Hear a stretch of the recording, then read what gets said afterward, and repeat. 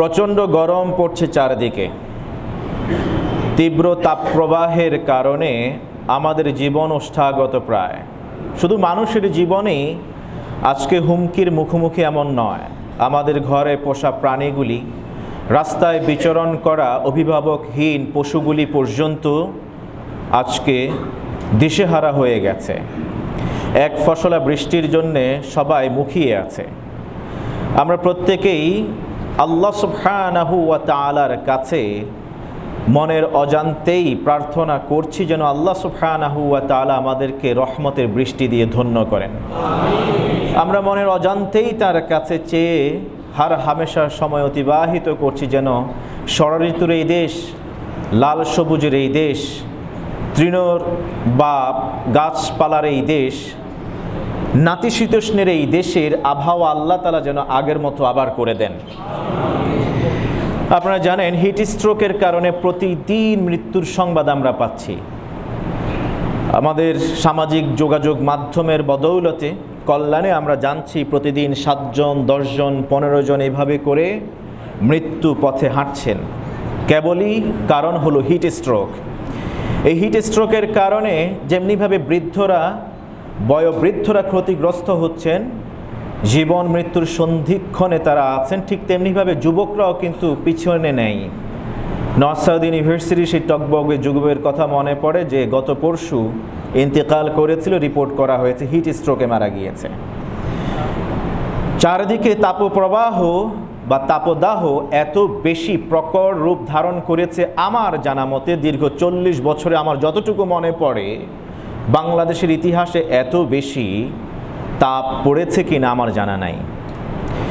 এবং আজকের কথা যদি আমরা চিন্তা করি, আজকে জুমাবারে বাংলাদেশে মিরপুরের তাপ 38 ডিগ্রি সেলসিয়াস, যেটা সৌদি আরবে এখন 36 ডিগ্রি সেলসিয়াস। সৌদি আরবের কথা আমরা বলছি, আমরা ওমানের কথা বলছি। ওইসব যে দেশগুলি গরমের জন্য প্রসিদ্ধ, সেই দেশগুলিতেও যখন আমাদের দেশে পাবনার ঈশ্বরদীতে 43 ডিগ্রি সেলসিয়াস গত সোমবারে, সেই দিন সৌদি আরবে 36-37 ডিগ্রি সেলসিয়াস। তাপ এত বেশি, সূর্যের এত বেশি প্রখরতা, এত তেজ। আমরা ভিডিওজের মাধ্যমে দেখেছি যে উন্মুক্ত ময়দানে খোলা খাতের মধ্যে আকাশের নিচে তেল নিয়ে আসা হলো, কড়াই নিয়ে আসা হলো, নিচে রেখে দেওয়া হলো, আগুন জ্বালানো ছাড়াই তেল দেওয়া হয়েছে। 1 মিনিটের মাথায় ডিম সিদ্ধ হয়ে গেছে, ডিম ভাজা হয়ে গেছে। শুধু মানুষের কথা আমরা বলছি না, প্রাণীদের কথা। ঘর পোষা যে প্রাণীগুলি, যেমন উদাহরণত বলা যায় বিড়ালের কথা, তাদের ছাতি ফেটে যায়। সাধারণত ঘর পোষা প্রাণীগুলির ব্যাপারে এতটা আমরা খেয়াল রাখি না। আমরা তো কিছুক্ষণ পরে ফ্রিজ থেকে ঠান্ডা পানি নিয়ে পান করছি, নিজেদের কলিজা ঠান্ডা করছি একটু স্বস্তির জন্যে, কিন্তু ওই প্রাণীগুলির খবর কি আমরা রেখেছি? আমরা ফেসবুকের মাধ্যমে আমরা জেনেছি যে ঘরের বিড়ালগুলি পর্যন্ত মানুষের স্বয়ংক্রিয় যেই কি বলা হয় ফ্রিজ, ডিপ ফ্রিজ, এই ডিপ ফ্রিজের উপরে গিয়ে শুয়ে আছে। এর কারণ কি? একটু স্বস্তির জন্যে, কারণ ডিপ ফ্রিজটা ঠান্ডা হয়ে থাকে উপরি অংশে, তাই সে সেখানে গিয়ে শুয়ে আছে। চারদিকে এই খরা, এই তাপ আসছে কত দূর থেকে? আমাদের এই পৃথিবীর ভূপৃষ্ঠ থেকে 15 কোটি কিলোমিটার দূর থেকে, সূর্য থেকে আসছে। সূর্য আমাদের থেকে 15 কোটি কিলোমিটার দূরে, আর সেখান থেকে যেই তাপ আমরা পাচ্ছি, শক্তি, সূর্যের যে শক্তি আমরা পাচ্ছি রোদ আকারে, আলো আকারে, সেটা হলো ধরুন সর্বোচ্চ সোমবারে 43 ডিগ্রি সেলসিয়াস। কিন্তু আপনি কি জানেন এই সূর্যের সেন্টারের হিট কত টেম্পারেচার? এই নক্ষত্র সূর্যের সেন্টারের হিট হলো, টেম্পারেচার হলো, এটা আমার গবেষণা নয়, মার্কিন মহাকাশ গবেষণা সংস্থা নাসা এই তথ্য দিয়েছে, 15 মিলিয়ন ডিগ্রি সেলসিয়াস। তার মানে 1.5 কোটি ডিগ্রি সেলসিয়াস হলো সূর্যের সেন্টারের মধ্যখানের এই শক্তি, অর্থাৎ এই হিট টেম্পারেচার কত? 1.5 কোটি ডিগ্রি সেলসিয়াস। সেই সূর্যের মধ্যখান থেকে তার পৃষ্ঠদেশ পর্যন্ত আসতে দীর্ঘ সময় লাগে। সেখানে এসে সূর্যের টেম্পারেচার এসে দাঁড়ায় 5505 ডিগ্রি সেলসিয়াস। তাহলে সূর্যটা কত বড়, সেন্টারে 1.5 কোটি ডিগ্রি সেলসিয়াস, সেখান থেকে পৃষ্ঠে সূর্যের পৃষ্ঠদেশে টেম্পারেচার হলো 5505 ডিগ্রি সেলসিয়াস। আর সেখান থেকে 15 কোটি কিলোমিটার দূর থেকে আমাদের পর্যন্ত এই মিরপুরে এখন আসছে মাত্র 38 ডিগ্রি সেলসিয়াস। তাতে আমাদের অবস্থা অষ্টাগ্রত, আমাদের জীবন চলছে না। আমরা এখন এক সময় বাংলাদেশে নাতিশীতোষ্ণের এই দেশে কারো বাসায় যদি এসি থাকতো আমরা মনে করতাম এটা বিলাসিতা, আর এখন এসিটা বিলাসিতা নয়, এটা জরুরত, এটা অত্যাবশ্যকীয় একটা বিষয়। আপনার জীবন রক্ষা করবার জন্য, স্বস্তিতে বসবাস করবার জন্য আপনার দেখবেন বিদেশে যেই সব দেশগুলি হিট টেম্পারেচার দিক থেকে প্রসিদ্ধ, সেই সব দেশগুলিতে লবিতে আপনার কি বলা হয় উন্মুক্ত যে কোনো জায়গায় যেখানে একটু স্ট্রাকচার আছে সেখানে দেখবেন ন্যাচারালি গাছপালায় ভরপুর, সেখানে অথবা পানি ছিটানোর ব্যবস্থা করা আছে স্বয়ংক্রিয়ভাবে। সৌদি আরবে যারা গিয়েছেন, মক্কাতুল মুকাররমায়, মদিনাতুল মুনাওয়ারায় যারা সালাত পড়তে দাঁড়িয়েছেন, দেখবেন নামাজে দাঁড়িয়েছেন নিচের টাইলসগুলি দেওয়া হয়েছে মার্বল, শীতল মার্বেলের, যেখান থেকে কোনো টেম্পারেচার আবার রিফ্লেক্ট করে না। আপনার পা দিলেন খালি পায়ে কিন্তু কোনো ব্যথা অথবা আপনি উষ্ণতা অনুভব করেন না, ঠান্ডাই লাগে। আবার নামাজে দাঁড়িয়েছেন দেখবেন উপরে ফ্যান ঘুরছে, ওই ফ্যান থেকে আবার পানি ছেড়ে দেওয়া হচ্ছে, ব্যবস্থা করা হয়েছে। আজকে সেই সৌদি আরবে গাছ এত বেশি লাগানো হয়েছে, যেদিকে যাবেন সেদিকে গাছ, সবুজের সমারোহ। আজকে আল্লাহ সুবহানাহু ওয়া তাআলা সেটাকে নিয়ন্ত্রণে নিয়ে আসছেন।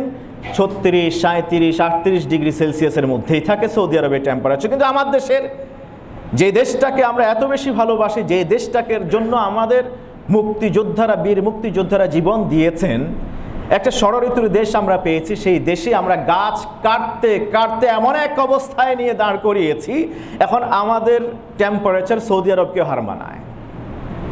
মুআজ্জাজ হাদিরিন, সে এত দূর থেকে এই সূর্যের তাপমাত্রার কারণে 38 ডিগ্রি সেলসিয়াসের কারণে যদি বিড়াল ফ্রিজের উপরে অবস্থান নিতে পারে, মানুষ ঘর থেকে বের হওয়া বন্ধ করে দিয়েছে, যার ঘরে এসির ব্যবস্থা ছিল না সে এসির মধ্যে ঢুকে গিয়েছে। এই যে ধরুন না জুমার দিনে আমার কাছে রিপোর্ট করা হচ্ছিল 10টা থেকে আমার মুসল্লিরা এখানে এসে উপস্থিত হয়ে গেছেন। কেউ বা কিছু মন্তব্য এমনও করেছেন ভিতরে এসি চলতেছে, পরে হয়তো বা এসি পাবে না, এর কারণে এত তাড়াতাড়ি মসজিদে চলে আসছে। এটা নেগেটিভ নয়, পজিটিভলি আমরা দেখছি আল্লাহর ইবাদত করতে হবে, এই জন্য নির্বিঘ্নে শান্তিপূর্ণভাবে ইবাদত করবো। তাই সুযোগ যেহেতু এসছে আগে আগে আমরা মসজিদে চলে আসছি। সেই অবস্থায় সূর্য কোথায়? 15 কোটি কিলোমিটার দূরে, অথচ আমাকে স্মরণ করিয়ে দেয় হাশরের ময়দানের অবস্থা। হাশরের ময়দানের অবস্থা, এই হিট স্ট্রোক বা হিট টেম্পারেচার আমাকে স্মরণ করিয়ে দেয় হাশরের ময়দানে সূর্য কোথায় থাকবে। রাসূল করিম সাল্লাল্লাহু আলাইহি ওয়াসাল্লাম বললেন, তুদনা শামসু ইয়াউমাল কিয়ামাতি মিনাল খালকি কামিকদারি মিলিন। হাদিস সহিহ বুখারী, সহিহ মুসলিমের। যে হাশরের ময়দানে মানুষের থেকে সূর্যের দূরত্ব হবে, সূর্যকে টেনে কাছে নিয়ে আসা হবে, দূরত্ব হবে 1 মাইলের। বর্ণনাকারী বলছেন আমি ভুলে গিয়েছি 1 মাইল বলতে প্যারালাল জমিনের 1 মাইল দূরত্ব বোঝানো হয়েছে, নাকি আমাদের হাতে গোনা 1 মাইল বা 1 হাত 2 হাত উপরে কথা বলা হয়েছে, এটা নিয়ে আমার সন্দেহ আছে। ধরলাম 1 কিলোমিটার বা 1 মাইল দূরেই হাশরের ময়দানে আপনি আছেন, তার উপরে সূর্য। আর আমরা বললাম সূর্যের সেন্টারের হিট টেম্পারেচার হলো 1.5 কোটি ডিগ্রি সেলসিয়াস। আর আমরা 38 ডিগ্রি সেলসিয়াসের এই তাপদাহ আমরা সহ্য করতে পারছি না, জীবন শেষ প্রায়। ইভেন স্কুল, কলেজ, মাদ্রাসা সব কিছুই এখন অফ করে দেওয়া হয়েছে, এত কিছু ব্যবস্থাপত্র গ্রহণ করা হয়েছে। আমি আসার সময় দেখলাম সেই নতুন বাজারের মোড়ে কমিশনারের উদ্যোগে মিষ্টি পানির ব্যবস্থা করা হয়েছে, সুপেয় পানির ব্যবস্থা করা হয়েছে। আলহামদুলিল্লাহ, আলহামদুলিল্লাহ। কোথাও কোথাও দেখা গিয়েছে মোড়ে মোড়ে পানির ব্যবস্থা করা আছে, সামাজিকভাবে এলাকার মানুষের অথবা ব্যক্তি উদ্যোগে কিংবা সরকারি ব্যবস্থাপনায় ব্যবস্থাগুলি গ্রহণ করা হয়েছে টু বি অ্যাপ্রিসিয়েটেড। ইসলাম তো এটার নামই হলো ইসলাম। This is the beauty of Islam. ইসলাম ছোট ছোট বিষয়গুলোকে অ্যাকনলেজ করে। রাস্তায় হেঁটে যাচ্ছেন পাপাচারী, ওই যে কি বলা হয় বনি ইসরায়েলের সেই বৃদ্ধ মানুষ পাপ করতে করতে নুয়ে গেছেন, রাস্তা দেখলেন ঝড়ের কারণে রাস্তার মাঝখানে একটা গাছের ঢাল ভেঙে পড়ে আছে। পথচারীদের কষ্ট হবে বিধায় তিনি করলেন কি, ঢালটাকে কেটে সরিয়ে ফেলে দিলেন। রাসূল করিম সাল্লাল্লাহু আলাইহি ওয়াসাল্লাম বললেন, এই যে রাস্তা থেকে কষ্টদায়ক জিনিসটা সরিয়ে ফেলেছেন এই অপরাধী পাপিষ্ঠ ব্যক্তি বনি ইসরায়েলের, আল্লাহ তাআলা তাকে এর বিনিময়ে জান্নাতের ঘোষণা দিয়েছেন। আজকে এই হিট টেম্পারেচারের কারণে আমার ঘরের বিড়াল পানি পাচ্ছে না, সেই পানির যদি আমি ব্যবস্থা করে দিতে পারি তাহলে আল্লাহ তাআলা আমাকে তো এই ওসিলায়ও তিনি জান্নাত দিয়ে দিতে পারেন, আমার জীবনের গুনাহ ক্ষমা করে দিতে পারেন। আরে পৃথিবীর সবচেয়ে নিকৃষ্ট প্রাণী কুকুর, যাকে একজন ব্যভিচারকারী নারী ব্যভিচার পতিতালয় থেকে ফিরে আসার সময় যখন দেখলো তার জিহ্বা বের হয়ে গিয়েছে, কি জন্যে? পানির পিপাসার কারণে। পাশেই কুয়া, ওই কুয়া থেকে পানি উঠাতে পারছে না। মহিলা নিজের পায়ের মোজা খুললো, অন্য রেওয়ায়েতে এসছে তার গায়ের ওড়নাটাকে সে কুয়ার মধ্যে ফেলে দিয়ে ওড়না দিয়ে কিংবা মোজা দিয়ে একটু পানি উঠালো। শুয়ে থাকা মুমূর্ষ অবস্থায় ওই নির্বোধ প্রাণী, নিকৃষ্ট প্রাণী যাকে আমরা চিনি মনিব ভক্ত কুকুরের জিহ্বার মধ্যে চিপে চিপে দিয়ে দিল কয়েক ফোঁটা পানি। কুকুর পরিতৃপ্ত হলো, চলে গেল। রাসূল করিম সাল্লাল্লাহু আলাইহি ওয়াসাল্লাম বললেন, এই যে মহিলা এতদিন পতিতালয়ে ব্যভিচারের কাজে ছিল, এই কুকুরকে এক অঞ্জলি পানি পান করার কারণে আল্লাহ তাআলা তার জীবনের সব গুনাহ ক্ষমা করলেন এবং আল্লাহ তাআলা তাকে জান্নাতি বলে ঘোষণা করলেন। আমরা তো এই ব্যবস্থা ছোট ছোট কাজগুলি করতে পারি। নাজাতের জন্য আল্লাহ তাআলা ছোট ছোট কিছু বিষয় দেখবেন আমাদের কাছ থেকে। এই জন্য হাদিসে এসছে, বান্দা কখনো কখনো এমন কোনো কাজ করে বসে এটা অন্যের উপরে প্রভাব পড়ে না, বান্দা বুঝতেও পারে না। কখনো এমন কথা বলে বসে বান্দা যেটার প্রভাব নিজেও বুঝে না যে এটা কি করেছে, কি বলেছে, এটা নিজের ধারণার বাইরে, অথচ আল্লাহর কাছে তার এই কথা, এই ছোট্ট অনুল্লেখযোগ্য এই কাজটা এত বেশি প্রিয় হয়েছে, আল্লাহ তাআলা এই ওসিলায় হাসর ময়দানে তাকে ক্ষমা করে দিবেন। আমাদের সন্তানদেরকে আমরা স্কুলে পাঠাই, আমরা কোচিং ক্লাসগুলোতে পাঠাই, যাবার সময় করি কি, টিফিন ক্যারিয়ারে করে, টিফিন বক্সে করে একটু খাবার দিয়ে দেয়, সাথে মাস্ট যেটা আমাদের মা বোনেরা করে থাকেন একটা পানির বোতল দিয়ে দেয়। বাচ্চাটার সব পানি হয়তো বা প্রয়োজনও হয় না, সব পানি সে খায় না, কিছু পানি রয়ে যায়, সেটাকে আবার স্কুল ব্যাগিং করে আবার বাসায় নিয়ে আসে। আমি কি এই শিক্ষাটা আমার সন্তানকে দিতে পারি না?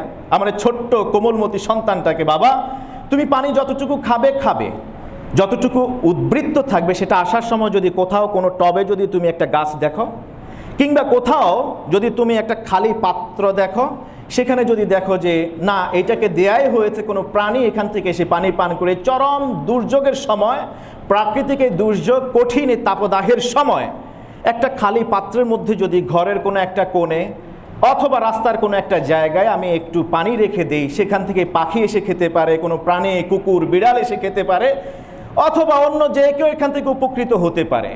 রাসূল করিম সাল্লাল্লাহু আলাইহি ওয়াসাল্লামকে প্রশ্ন করা হলো, আইয়ুল ইসলামে খাইর ইয়া রাসূলুল্লাহ, আল্লাহ রাসূল ইসলামের সবচেয়ে ভালো কাজ কি? তিনি বলেন সুকিউল মা, মানুষকে বা যে কোনো প্রাণীকে, যে কোনো আত্মাকে পানি পান করানো।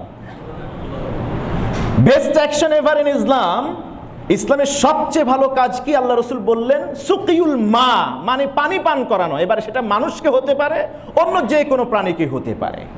যদি একটা কুকুরকে, নিকৃষ্ট প্রাণীকে পানি পান করার কারণে আল্লাহ সুবহানাহু ওয়া তাআলা ব্যভিচারকারী নারীর জীবনের সব গুনাহ ক্ষমা করে জান্নাত দিতে পারেন, আর সেই জায়গায় যদি আমরা মানুষকে পানি পান করানোর ব্যবস্থা করি, অন্য কোনো প্রাণীকে, পশুকে, বিড়ালকে, পাখিকে, যদি গরুকে, যে কোনো গবাদি পশু হোক না কেন পান করানোর ব্যবস্থা করি, আল্লাহ তাআলা কত নিয়ামত আমাদের জন্য রেখে দিয়েছেন, সুবহানাল্লাহ। আমরা আমাদের সন্তানদেরকে ছোটবেলা থেকে ছোট্ট ছোট কাজগুলোর জন্য উদ্বুদ্ধ করি। গাছ আমরা লাগাই, গাছ লাগানোর চেষ্টা করি। আমরা তো শুধু গাছ নিধনের কাজেই আছি। গাছ লাগানোর চেষ্টা করুন। আমার অনেক সময় বুক ভরে যায়, আশা নিয়েই যাই যখন আমি শুনি অমুকের ছাদে ছাদ বাগান আছে, জায়গা তো নেই, কিন্তু যতটুকু আমাদের ব্যবস্থাপনা আছে, সংস্থান আছে, ততটুকুর মধ্যে স্বার্থের মধ্যে সর্বোচ্চ স্বার্থের বহির্প্রকাশ আমরা করি না। ছাদের মধ্যে যেমন আজকে আমার কি বলা হয় 24 লাইভ শেষ করে এখন আসলাম, শেখ আহমদুল্লাহ সহ একসাথে লাইভে ছিলাম। আসার সময় তিনি বলতেছিলেন, শেখ আমি আমার ছাদের মধ্যে 19 আইটেমের কি বলা হয় সবজি চাষ করেছি। 19 আইটেমের। বাড়িটা কত বড়? 3 কাঠা একটা বাড়ি, এর উপরে আমি করেছি। শুধুমাত্র আলু আর পেঁয়াজ নাকি তাকে বাজার থেকে কিনে খেতে হয়। আজকেও নাকি করল্লা, ওইটা কি বলা হয়, করল্লাই তো বলে, করল্লা রান্না করছে। সেটা কোথাকার? ওইটা নাকি ওই তার ছাদ বাগানের। তা আমরা তো এই কাজগুলি করতে পারি। 12 মাসি আম হয়, ফলজ গাছগুলি। ইভেন আল্লাহ রসুল সাল্লাল্লাহু আলাইহি ওয়াসাল্লাম গাছ লাগানোর প্রতি এত বেশি উদ্বুদ্ধ করেছেন, তিনি বললেন তোমাদের কেউ যদি দেখো কেয়ামত সংঘটিত হচ্ছে, সমুদ্রের সেই ঢেউ তোমাকে ধাওয়া করছে, তোমার হাতে একটা এখনো বৃক্ষ রয়ে গিয়েছে, চারা রয়ে গিয়েছে, ওই কেয়ামতের সেই প্রলয় তোমাকে পাওয়ার আগেই, মৃত্যুবরণ করার আগে ওই গাছটা তোমার হাতে নয়, এটা মাটিতে পুঁতে দাও। তুমি দেখছো সাক্ষাৎ তোমার মৃত্যু আসছে, কেয়ামত আসছে, তুমি এই গাছটা লাগালে সেখান থেকে তুমি ছায়াও নিতে পাবে না, ফলও পাবে না, কারণ ততক্ষণ তুমি বেঁচে থাকবে না। তাই তারপরেও তুমি ওই গাছটা মাটিতে বপন করে যাও, রোপণ করে যাও। আমরা অনেক সময় শুধুমাত্র নিজের কল্যাণের কথা চিন্তা করি, এই জন্য শুধু নিজের ছাদ বাগানের কথা ভাবি। বারান্দায় আমরা গাছ লাগাই, উন্মুক্ত ময়দানে। কারো বিরান ভূমি পড়ে আছে, নার্সিং করার লোক নাই, তিনি দেশে থাকেন না, বাইরে থাকেন। আপনার যদি সেই জায়গাটা থাকে, আপনি কিছু দিনের জন্য তার কাছ থেকে নিন না, আপনি নিজে ফসল উৎপাদন করেন এবং যার জায়গা আপনি ব্যবহার করছেন তাকেও সেখান থেকে ইউজ করার জন্য দিন। এতে করে দেশের উন্নয়ন হবে। সর্বোপরি এটা ওয়ান কাইন্ড অফ ইবাদা, এটা একটু ইবাদত। আপনি প্রত্যেকটা প্রাণ সঞ্চারিত হবার জন্য আপনি যদি একটু কষ্ট করেন, এটাই হলো ইবাদত। আল্লাহ রাসূল সাল্লাল্লাহু আলাইহি ওয়াসাল্লাম ইরশাদ করেছেন। আমরা সূর্যের কথা বলছিলাম, হিট টেম্পারেচার কথা বলছিলাম। সূর্য আজকে তো আমাদের থেকে 15 কোটি কিলোমিটার দূরে, হাসরের ময়দানে আমাদের 1 মাইল উপরেই আমরা ধরে নিলাম সব কিছু দূরত্ব। ওই অবস্থা কি হবে? দাঁড়ায় থাকতে হবে আমাকে, আমার মাথার 1 মাইল উপরে সূর্য, ওই সূর্যের কিরণ, ওই সময় যদি বর্তমান সূর্যের টেম্পারেচার আমরা ধরি 1.5 কোটি ডিগ্রি সেলসিয়াস, ওই তির্যক এই রশ্মি সে আমাদেরকে দিচ্ছে। ওই সময় আমরা দাঁড়িয়ে আছি হাসরের ময়দানে 50,000 বছর।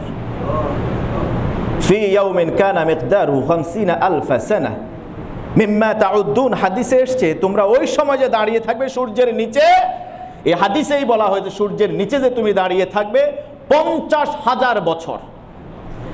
আমি ফেসবুকে দেখেছি যেই ছেলেটা সে উন্মুক্ত বিরান ভূমিতে গিয়ে, অর্থাৎ একটা কৃষি খেতে গিয়ে সেখানে ডিম ভাজার ভিডিওটা সে দিচ্ছে।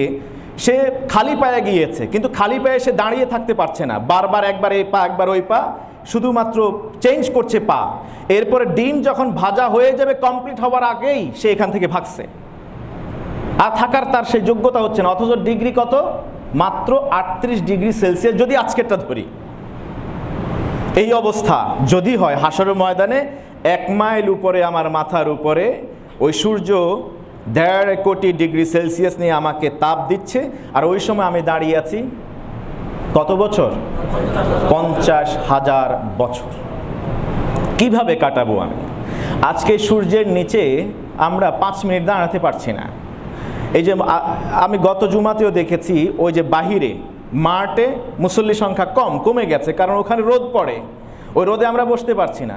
কেউ বা ওই রোদের কারণে, রোদের যন্ত্রণা থেকে বাঁচার জন্যে ওই আশ্রয়ে গিয়ে অন্যান্য জায়গায় গিয়ে অবস্থান নিয়েছে, পরে হয়তো কাতার সোজা করেছে। ওটা তো জুমার আদব না, কিন্তু কি করবে? রোদের এত তির্যক প্রভাব ক্ষতি করে দিক, এটা থেকে বাঁচার জন্যে ছায়াতে গিয়ে আশ্রয় গ্রহণ করেছে। আমরা থাকতে পারছি না, কিন্তু হাসরের ময়দানে আমাদেরকে 50,000 বছর দাঁড়িয়ে থাকতে হবে। কিভাবে দাঁড়িয়ে থাকবো আমরা? হাসরের ময়দানে মানুষেরা 3 ভাগে হাসরের ময়দানে হাজির হবে। এই হাদিস ইমাম আহমদ রাহিমাহুল্লাহ তিনি নকল করেছেন। রাসূল করিম সাল্লাল্লাহু আলাইহি ওয়াসাল্লাম বললেন, ইউহশারুন নাসু ইয়াউমাল কিয়ামাতি আলা সালাসাতি আসনাফ।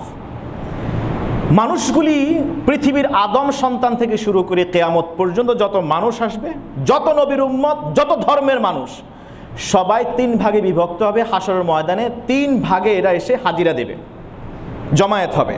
সিনফুন মুশাত, একদল পায়ে হেঁটে আসবে।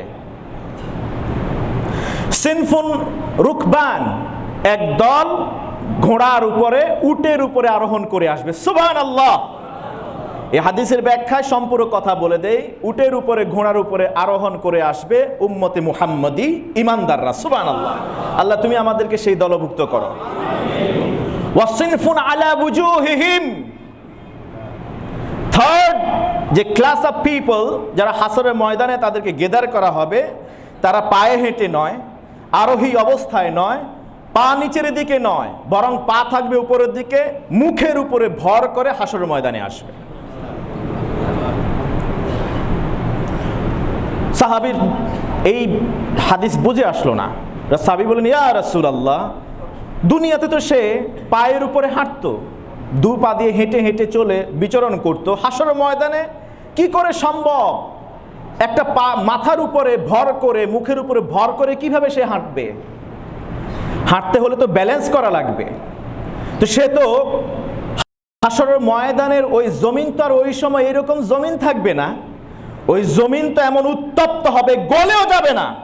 আজকে 38-43 ডিগ্রি সেলসিয়াসের কারণে রাস্তার পিচগুলি গলে গিয়েছে, আপনি এটা জানেন, ফেসবুকে দেখেছেন।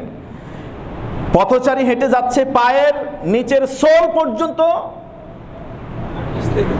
আটকে গেছে, খুলতে পারে নাই। একজন কমেন্ট করছে, বাকি রাস্তা এই পথচারী কিভাবে গিয়েছে, তার পায়ের নিচ তো নষ্ট হয়ে গেছে।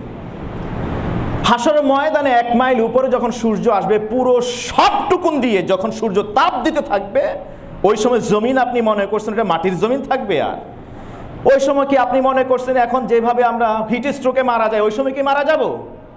কারণ বারজাখি জিন্দেগির পরে আর কোনো মৃত্যু নাই, আপনার কোনো মরণও হবে না, আপনাকে সেটা সহ্য করতে হবে। কি করে করবেন? কিভাবে আমি সহ্য করব সেই তাপদাহ? আজকে এই দুনিয়ার এই অল্প তাপদাহ আমরা সহ্য করতে পারছি না। নবীজি সাল্লাল্লাহু আলাইহি ওয়াসাল্লামকে প্রশ্ন করলেন, ইয়া রাসূলুল্লাহ, 2টা পায়ের উপর ব্যালেন্স করে সে চলতো পৃথিবীতে, হাসরের ময়দানে একটা মাথা কিংবা মুখের উপর ভর করে কিভাবে চলবে?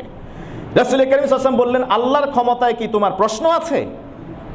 আল্লাহর ক্ষমতা নিয়ে কি তুমি প্রশ্ন করছো? যেই আল্লাহ 2 পায়ের উপরে মানুষকে হাঁটাতে পারেন, সেই আল্লাহ মুখের উপরে ভর করে কি তিনি মানুষকে হাঁটাতে পারেন না?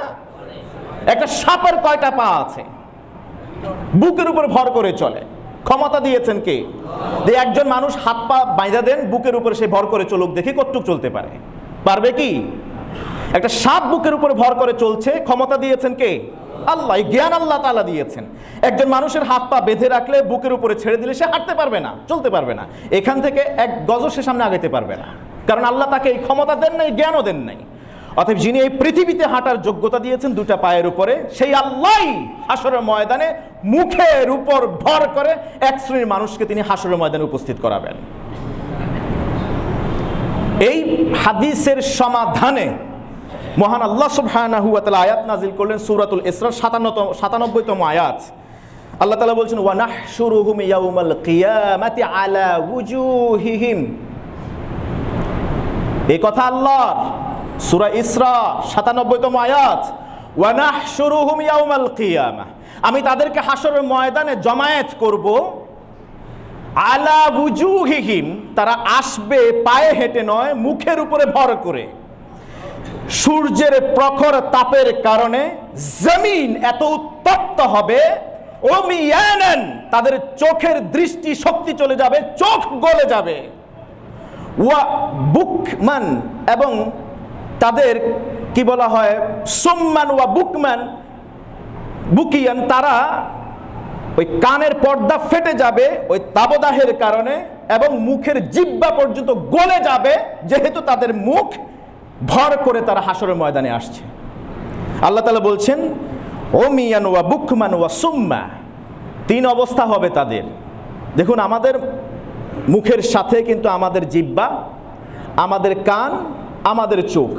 হাসরের ময়দানে ওই কঠিন প্রখর উত্তপ্ত ওই ময়দানে যখন পা বাদ দিয়ে মানুষ জমিনে মাথায় মুখে ভর করে আসবে, জমিনের তাপের কারণে, যেমনিভাবে এখন আমরা খালি পায়ে পিচের উপরে চলতে পারছি না, খোলা রাস্তায় আমরা চলতে পারছি না পায়ে জুতা দেয়া ছাড়া। ঠিক তেমনিভাবে হাসরের ময়দানে যখন আসবে, মুখে তো আর জুতা থাকবে না, মাথায় তো আর জুতা পরানো থাকবে না, কোনো কাপড়ও থাকবে না, নিচে কোনো কিছুই ব্যবস্থা থাকবে না। ওই সময় নিচের উত্তপ্ত এই জমিনের কারণে চোখ গলে যাবে, অন্ধ হয়ে যাবে, কান নষ্ট হয়ে যাবে, গলে খসে পড়ে যাবে, জিহ্বা খসে পড়ে যাবে, বোবা হয়ে যাবে, কথাও বলতে পারবে না। আপনি মনে করছেন এই পৃথিবীতে আমরা হিট স্ট্রোক থেকে বাঁচার জন্য বিশেষজ্ঞগণ বলছেন যে আপনি যখন বের হবেন, এখন গায়ে কাপড় পরে বের হবেন। আপনি যখন বের হবেন তখন আপনি মাথায় অন্তত পক্ষে কিছু একটা টুপি দিয়ে বের হবেন, কিংবা মাথা ঢেকে বের হবেন। আমরা তো জাপান এবং চায়নাতে দেখেছি তারা কি বলে ফ্যান বেসড তারা ক্লদিং তৈরি করেছে, গরম থেকে বাঁচার জন্য এমন পোশাক তৈরি করেছে ভিতরে বাতাস, ওটা বাতাস দিতে থাকবে, এমন পোশাকও তৈরি করেছে, আবিষ্কার করেছে। আমি আসবো কোরআন থেকে উদ্ধৃতি দেওয়ার জন্য একটু পরেই। হাসরের ময়দানে ওই হিট টেম্পারেচার থেকে বাঁচার জন্য আপনার গায়ে কিন্তু মোটা চাদর থাকবে না। যেমন ধরেন আমি গত জুমাতে এটা পড়ি নাই, তো আমার কাছে মনে হয়েছে যে না অস্বস্তি। গতকাল রাতে যখন কোরআনের সূরাতুন নাহলের ৮১তম আয়াত আমি পড়ছিলাম, তখন আমার মাথায় আসলো যে আরে আল্লাহ সুবহানাহু ওয়া তাআলা তো ১৫০০ বছর আগে হিট স্ট্রোক থেকে বাঁচার জন্য কি করণীয় তো কোরআনেই আল্লাহ বলে দিয়েছেন।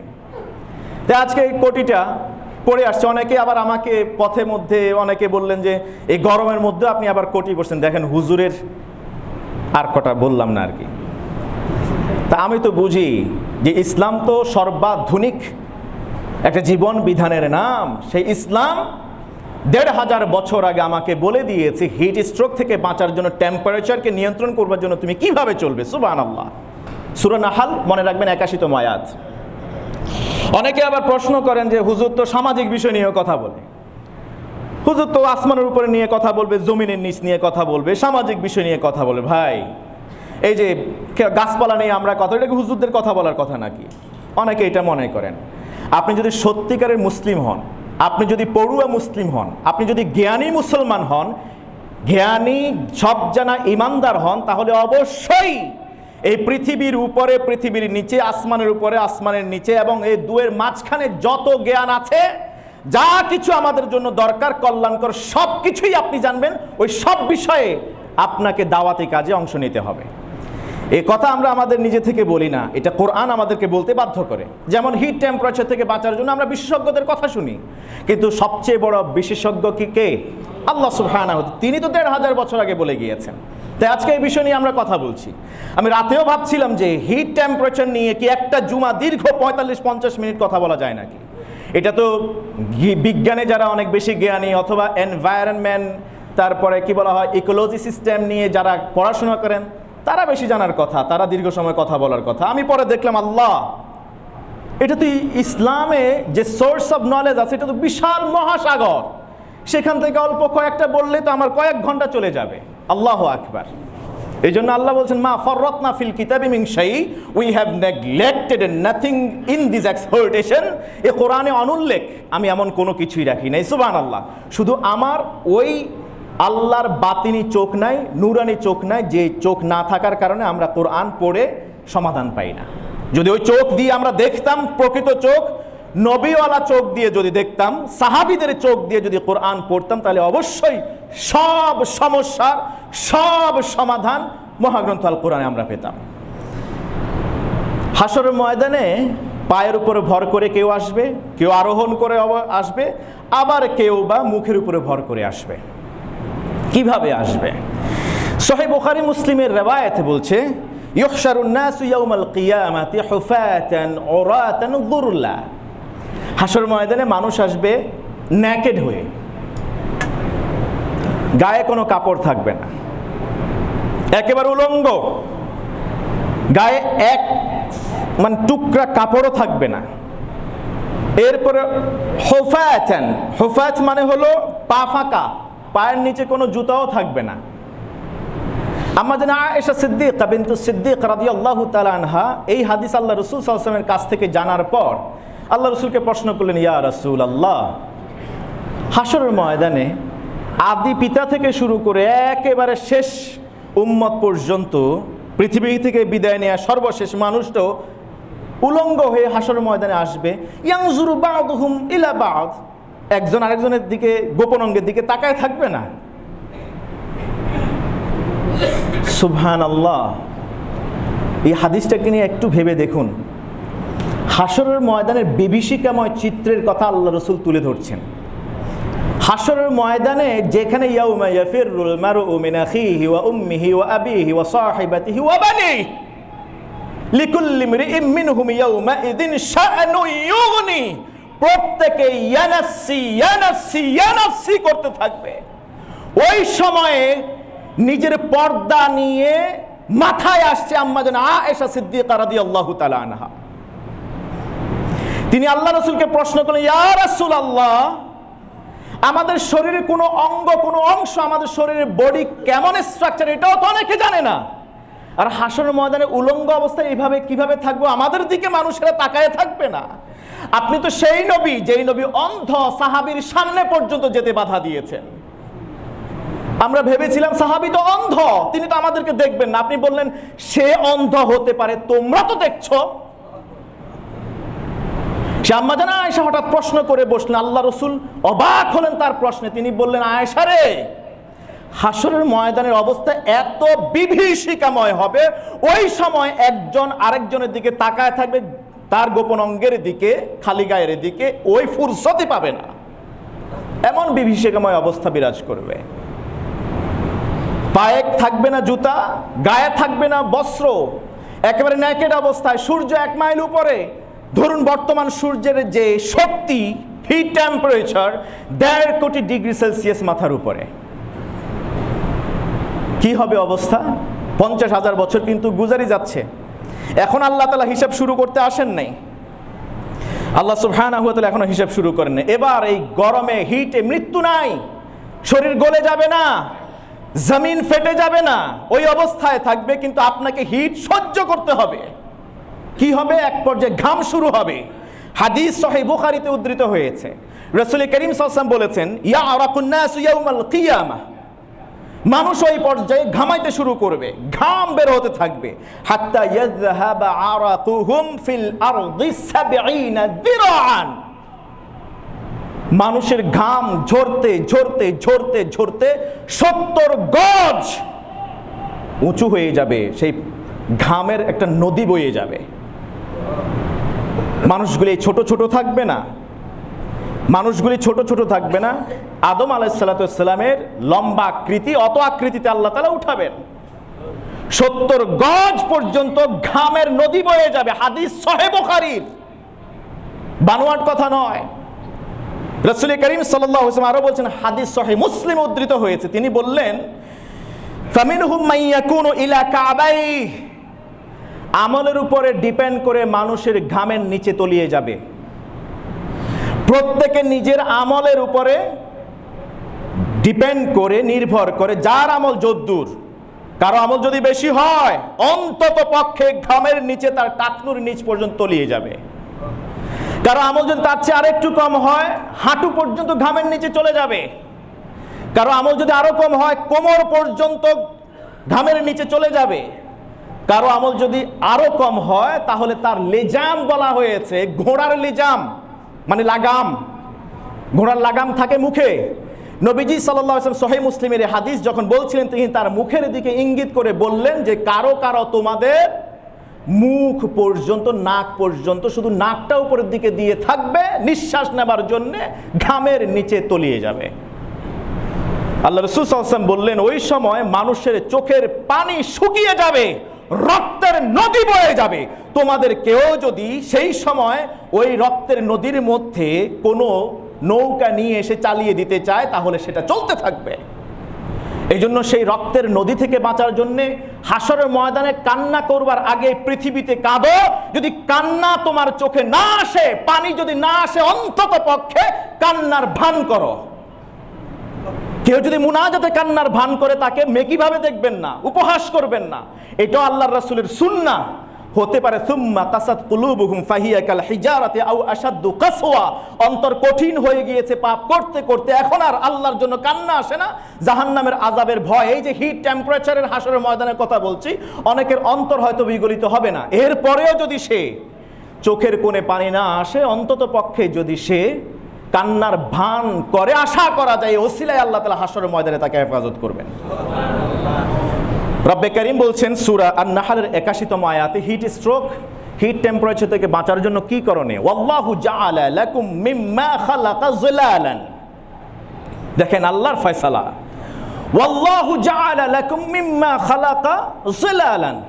এই পৃথিবীতে আল্লাহ তাআলা তোমাদেরকে বসবাসের জন্য ছায়ার ব্যবস্থা করেছেন। সুবহানাল্লাহ বলেন। হিট টেম্পারেচার থেকে বাঁচার জন্য ছায়া দরকার। এটা আপনার ঘরের ছায়া হতে পারে, গাছের ছায়া হতে পারে, যে কোনো ছায়ায় আপনি আশ্রয় নেবেন। প্রথম এজেন্ডা আল্লাহ তাআলা দিয়েছেন।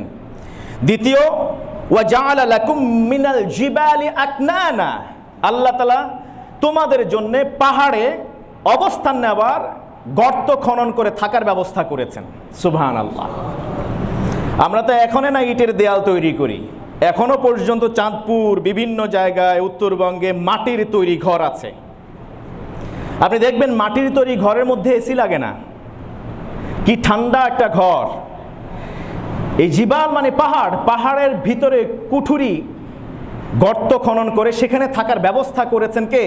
আল্লাহ বলছেন হিট টেম্পারেচার থেকে বাঁচার জন্য মাটির ঘরে এমন জায়গায় যেতে বলা হয়েছে, যেই জায়গায় ইভেন ব্যাংক হতে পারে, মাটির ব্যাংক হতে পারে, সেখানে গিয়ে হলেও আশ্রয় নিতে বলা হয়েছে।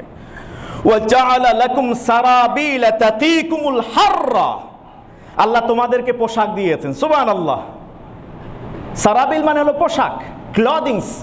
আল্লাহ তোমাদের জন্য পোশাক দিয়েছেন, তাকিকুম, যে পোশাক তোমাদেরকে রক্ষা করবে, আল হাররা মানে টেম্পারেচার, রোদ থেকে, হিট স্ট্রোক থেকে তোমাদেরকে কাপড় হেফাজত করবে। সুবহানাল্লাহ। আধুনিক বিজ্ঞান এখন বিশেষজ্ঞরা বলছেন, আপনি যদি টেম্পারেচারে বের হন, মাথার উপর অন্তত পক্ষে কিছু দিয়ে বের হন, গায়ে কিছু দিয়ে বের হন। আর এটা তো ইসলাম ১৫০০ বছর আগে আমাদেরকে বলছেন ৫ ওয়াক্ত নামাজে মাথা ঢেকে নামাজে সিজদা দিতে বলা হয়েছে। অভ্যস্ত হও, তুমি শুধু নামাজে নয়, নামাজের বাইরেও তুমি আমি আল্লাহর গোলাম, সেখানে তুমি মাথা ঢেকে রাখবে। কথা বুঝেন নাই?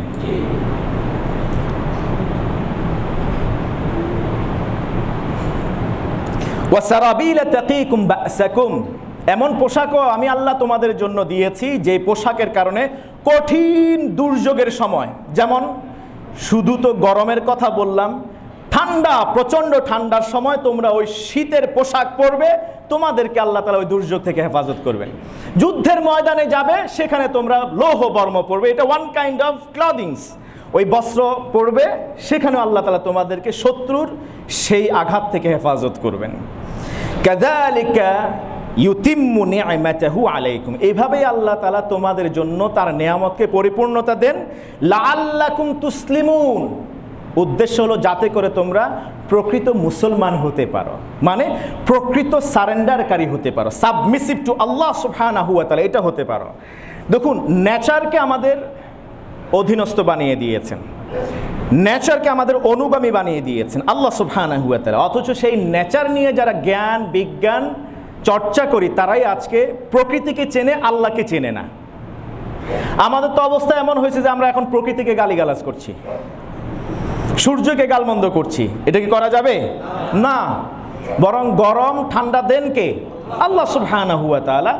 আল্লাহ তাআলা চান লাআল্লাকুম তুসলিমুন, যাতে করে তোমরা সাবমিসিভ হতে পারো আল্লাহ তাআলার কাছে, আত্মসমর্পণকারী। কিন্তু আমরা আল্লাহর কাছে আত্মসমর্পণকারী হচ্ছি না, আমরা শব্দ চয়নেও ভুল করে আমরা বলি মোকাবেলা, দুর্যোগ মোকাবেলা। নাউজুবিল্লাহ কবেন না। আপনি কি রোদ মোকাবেলা করতে পারবেন? আপনি কি ঝড় তুফান বৃষ্টি মোকাবেলা করতে পারবেন? প্রাকৃতিক দুর্যোগ মোকাবেলা করতে পারবেন? ভূমিকম্প, ভূধস, এরপর বন্যা মোকাবেলা করতে পারবেন? কার বিরুদ্ধে আপনি মোকাবেলার জন্য ঘোষণা দিলেন? সাবধান হতে হবে। এক শব্দ উচ্চারণের জন্য আপনি ইমানদার, এক শব্দ উচ্চারণের জন্য আপনি কাফের, একটা শব্দ মুখ দিয়ে উচ্চারণের জন্য আপনার জন্য ফয়সালা হবে আপনি জান্নাতি, শব্দ উচ্চারণে ব্যতিক্রম হলে হবে জাহান্নামী। অত শব্দ উচ্চারণে আরো সচেতন হওয়া উচিত। আপনি মোকাবেলা কিসের মোকাবেলা করতে পারেন? আল্লাহর মোকাবেলা আপনি করবেন। নাউজুবিল্লাহ বলেন। বৃষ্টি বর্ষণ করানোর জন্য, রহমতের বৃষ্টির জন্য বললে আল্লাহ বললেন লাআল্লাকুম তুসলিমুন, আমি তোমাদেরকে যাতে প্রকৃত মুসলমান হইতে পারো, আমার কাছে সেজদা দিতে পারো, এই জন্য এইসব কিছু করছি। আর আপনি রাজশাহী দেখেন, আছেন নাকি রাজশাহীর কেউ? ব্যাঙের বিয়ে দিছে, ওমা কথা কয় না। ইভেন আপনি তাদের সন্তানের বিয়েও এত ঘন ঘটা করে দেয় না, গায়ে হলুদ থেকে শুরু করে সব কিছুই, একদম সব কিছু ব্যাঙের বিয়ের মধ্যে আছে। আচ্ছা বলেন, ব্যাঙ নিজে হিট স্ট্রোক থেকে, টেম্পারেচার থেকে বাঁচার জন্য কোথায় যায়? পানির নিচে যায়। আর সেই ব্যাঙের পূজা করে, ব্যাঙের বিয়ে দিয়ে আপনি বৃষ্টি নামাইবেন? মূলত দরকার ছিল আল্লাহ রসুল সালাতুল ইস্তিসকা পড়েছেন। সালাতুল ইস্তিসকা শুধু আল্লাহ রসুল পড়েন না, যুগে যুগে সব নবী রাসূল পড়েছেন। মুসা আলাইহিস সালামের যুগের কথা আপনাকে ভুলে গেছেন নাকি? সেই পাপিষ্ঠ মানুষের কারণে ওখানে বৃষ্টি হচ্ছিল না, পরে তিনি এমন তওবা ইস্তিগফার করেছেন সন্তর্পণে, সেখানে তাৎক্ষণিক আল্লাহ তাআলা বৃষ্টি বর্ষণ করেছেন। অথচ আপনি ব্যাঙের বিয়ে দিলে কোনো সমস্যা নাই, কিন্তু আপনি যদি সালাতুল ইস্তিসকার আয়োজন করেন, ঘোষণা দেন, সেখানেও কোনো কোনো জায়গায় কর্তৃপক্ষ সালাতুল ইস্তিসকা পড়তেও দেয় না। আবার কেউ কেউ পড়লেও সেখানে আবার কত ধরনের কথা, হাত উল্টা উঠেছে কেন, মাথা খালি রাখবে কেন, তারপরে চাদরটা উল্টায় দিতে হবে কেন, রোদের মধ্যে দাঁড়ায়, এটা তো অবৈজ্ঞানিক। হিট স্ট্রোক থেকে বাঁচার জন্য বলা হয়েছে এভাবে করার জন্য, কিন্তু তারা তো আবার হিটের নিচে, টেম্পারেচার নিচে খালি গায়ে গিয়েছে, মাথা খুলে গিয়েছে, এটা তো অবৈজ্ঞানিক। আরে মিয়া, তোমার যে জ্ঞান যে কোন তলানিতে আছে এটা ভালো জানেন কে? আল্লাহ বলেন ওয়ামা উতিতুম মিনাল ইলমি ইল্লা কালিলা, আমি তোমাকে যত কিঞ্চিত সামান্য জ্ঞান দিয়েছি। আর আমার রাসূলের ব্যাপারে আল্লাহ বলছেন ওয়া আল্লামাকা মা লাম তাকুন তা'লাম, পৃথিবীতে কিয়ামত পর্যন্ত যা কিছু হবে, আসমানের উপরে জমিনের নিচে, আমি আল্লাহ তাআলা নবী হে সব জ্ঞান আমি আপনাকে দিয়েছি। সেই নবী আমাদেরকে একটা ফর্মুলা দিয়ে গেলেন সালাতুল ইস্তিসকা, আল্লাহর কাছে ফিরে আসার জন্য। তাৎক্ষণিক বৃষ্টি নাজিল হোক চাইও, পরে হোক, যে কোনোটা হতে পারে, আবহাওয়া নাতিশীতোষ্ণ হতে পারে, সেটা নিয়েও আবার প্রশ্ন। আবার মুসলিম অধ্যুষিত এই দেশে সেই সালাতুল ইস্তিসকা পড়তেও দেওয়া হয় না। চিন্তা করেন আমরা কোথায় আছি? আমরা শুধু বাহাস নিয়ে আছি। এখন তারাবির নামাজ 8 রাকাত হবে নাকি 20 রাকাত হবে? আরে মিয়া, কয়দিন পরে যে তারাবির নামাজ টোটালি বন্ধ হয়ে যাবে, সেই দিকে তো তোমার খেয়াল নাই। তুমি এখন কয় রাকাত পড়বানি? এই যে সালাতুল ইস্তিসকা বন্ধ করে দিয়েছে, কি করতে পেরেছো তোমার এই বাহাস দিয়ে? নফল জিনিস নিয়ে তুমি তর্ক বিতর্ক করতে আসো, যেটা সাহাবীদের যুগ থেকে ইখতিলাফ ছিল, সেই বিষয়ে তুমি এখন এসে এই যুগে এসে সমাধান করবে। আল্লাহ আমাদেরকে বুঝার তৌফিক দান করুন, আল্লাহ আমাদেরকে বুঝার তৌফিক দান করুন। সালাতুল ইস্তিসকা এটা সুন্নাহ একটা সালাত, সারা বাংলাদেশে আলহামদুলিল্লাহ বিভিন্ন জায়গায় হয়েছে। সালাতুল ইস্তিসকা মানে হলো এরকম নয় যে নামাজে থাকাকালীনে, খুতবা চলাকালীন, মুনাজাতের সময় বৃষ্টি বর্ষণ হবে না। হতে পারে আল্লাহ সুবহানাহু ওয়া তাআলা তাৎক্ষণিক না হলে বিলম্বে ঠিক করবেন, 2 দিন পরে ঠিক করবেন, অথবা আবহাওয়াটাকে আল্লাহ চেঞ্জ করে দিবেন, বাতাস বইয়ে দিবেন, সূর্যের তাপ কমিয়ে দিবেন, সূর্য ঠিকই চারদিক থেকে সেই আগের মতো মহারহে আলো দিচ্ছে, কিন্তু মানুষের ক্ষতি করবে না। হতে পারে এমনটাও যে তাৎক্ষণিকও বৃষ্টি হতে পারে, পরের দিনও হতে পারে, যে কোনো সময় বৃষ্টি হতে পারে। এই ইয়াকিন, এই ঈমান তো আমাদের ঈমানদারদের আছে, তাই না? আল্লাহ তাআলা আমাদেরকে বুঝার তৌফিক দান করুন। এই হিট স্ট্রোক থেকে বাঁচার জন্যে আমার আরও কিছু আমলের কথা ছিল, সেটা আজকে আর বলতে পারবো না। এখান থেকে যেমন ধরুন, আমরা এখন হিট স্ট্রোক বা টেম্পারেচার থেকে বাঁচার জন্য আমাদের সবচেয়ে বড় দরকার যেটা ছায়া। আমরা কি ছায়ার নিচে গিয়ে আশ্রয় গ্রহণ করি? আমাদেরকে বলা হয়েছে প্রয়োজন ছাড়া ঘর থেকে বের হবেন না, আর বের হলেও মাথা ঢেকে, সুন্দর করে শরীর ঢেকে বের হবেন। দুনিয়ার এই হিট টেম্পারেচার থেকে বাঁচার জন্য আমাদের এত পরে হওয়ার সময় চিফ হিট অফিসার বলছে ফ্যান নিয়ে বের হওয়ার জন্যে, কিংবা সাথে পানি নিয়ে বের হওয়ার জন্য কেউ কেউ পরামর্শ দিলেন, কিংবা ছাতা সাথে নিয়ে বের হওয়ার জন্যে। তা হাসরের ময়দানে যে সূর্য এত কাছে আসবে, ওই সময় কি আমার ছায়ার দরকার নাই? এটা কি ওই সময় কি ব্যবস্থা নেবেন নাকি এখনই ব্যবস্থা নেওয়া দরকার? ওই সময় কি ব্যবস্থা নেওয়ার সুযোগ আছে? আমি যদি একেবারে নাটশেলে বলে দেই 10টা আমলের, 9টা আমলের কথা, আচ্ছা 10টা আমলের কথাই বলি। 10টা আমল অন্তত পক্ষে একটা মানবেন, অন্ততপক্ষে একটা মানবেন, হাসরের ময়দানের কঠিন বিপদ থেকে আল্লাহ নিজের ছায়ায় তিনি আশ্রয় দেবেন। যেদিন আল্লাহর ছায়া ছাড়া, আরশে আজিমের ছায়া ছাড়া অন্য কোনো ছায়া থাকবে না। আমল করবেন তো ইনশাআল্লাহ? দুনিয়াতেও আমাদের বাঁচা দরকার, আখেরাতেও বাঁচা। আল ইমামুল আদিল, আপনি যদি ছোট মাপের নেতাও হন, একেবারে রাষ্ট্রীয় পর্যায়ের নেতা হন, ন্যায় পরায়ণের সাথে আপনি দেশ পরিচালনা করুন, আপনার সমাজ পরিচালনা করুন।